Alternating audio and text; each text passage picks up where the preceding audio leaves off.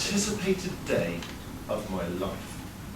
And the reason for this was for my 6th birthday, my father had promised to take me to London for the very first time. Now, being 6, it's not about the sights, you know, the buildings, they're big, they're boring. I was going to the Science Museum. Now, I'm going to guess, because I've got the lights on me, I can't really see. It's been a while since you've been 5 going on 6, probably. Yeah, okay, so let me just explain why going to the Science Museum at that time was the best thing in the world. As an 80s child, my science knowledge was based around 3 things. Back to the Future, Ghostbusters, and Honey, I Shrunk the Kids. So, a bit of a skewed, distorted view, and Rick Moranis wasn't involved nearly as much as I thought, but science had this magical power over me, and so I just couldn't wait to go. And also, personally, I got to spend the entire weekend with my dad. And my parents hadn't split up, it's just that my father worked abroad, so it was very rare for me to see him. He worked in the Libyan oil fields as an engineer, and he would work for 6 months at a time, and then be in for a month home. But when you're at school all day and your bedtime's 6 o'clock, you know, that is not much time that you get to spend with, you know, your parent. So he wasn't home for Christmas that year, so it was a real big thing for him to sort of come and make a big thing for my birthday. And as I say, it wasn't really a day to trouble the history books. But the 21st of December 1988, 5 weeks before, was. And if it doesn't ring any bells with you, maybe if I say the Lockerbie bombing might be a bit more sort of notable. So my father wasn't involved, I should sort of stress that, you know, certainly not affiliated in any way, but being a British citizen in Libya at the time when, you know, tensions between our 2 countries were at its height wasn't a great place to be. So my mum was very keen for him to come home. I also wanted to go to London. And he got to the airport, you know, on the 19th, you know, just a week before we were due to go to London. Everything was looking swimmingly, but of course if it went swimmingly, I wouldn't have much of a story. So he was at the airport, went to get his passport out of his pocket and put his bag down.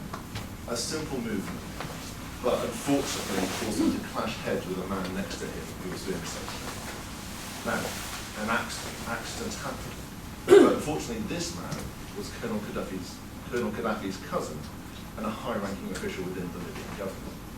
Now, my father, being a British citizen at the time, this wasn't an accident, this was assault. So my father was then put in a Libyan prison, and bail was set at thousands of pounds, and we did not know when I would see my father again. Now, my birthday came and went, and we knew that it was going to take everything. So, house got remortgaged, my stay-at-home mum suddenly went to work, and things got tight for a while. For me, you know, being 6, I didn't really understand, and it's a testament to my parents about how they managed to keep it away from me to the point that I just knew that Dad was late. Really late, but I didn't fear for never seeing him again. It was so, you know, my mum really kept it together, and, you know, she just had to work now, but all my friends went to childcare, so I was like, cool, I get to spend, you know, more time with my friends, this is fine. And I knew money was tight, so I remember over Christmas and my birthday, I'd got, you know, some money. As a kid, you get some money, and I had a whole £15, and I gave it to my mum one day, and I was just like, "Will this help Dad come home?" Because I knew money was there, and she just burst into tears. And she was like, "No, Tom, that's for your trip to London." So I was like, "Okay," but I did not spend it. I was, "No, this is my trip to London." In the end, it took 3 months, and on the 17th of April of that year, my father flew home to what I suppose was a very emotional reunion with my mother. I was at school at the time. Now, when you say the words Libyan prison, you don't think 5-star hotel. So my father had lost a considerable amount of weight, and grown a beard. Strangely enough, they didn't offer him razors in his stay, and he started to turn grey. Now, I hadn't seen him since the summer before, so this is, by this point, been 9 months since I'd seen my father, and at the age of 6, that was a very significant amount of my life. My father came to greet me outside the school gates, and I walked right past him. I had no idea who he was. And it's a testament to my father, and it says a lot about his personality, but he found this hilarious. Just sort of, I have been broken here, so my child does not recognise me.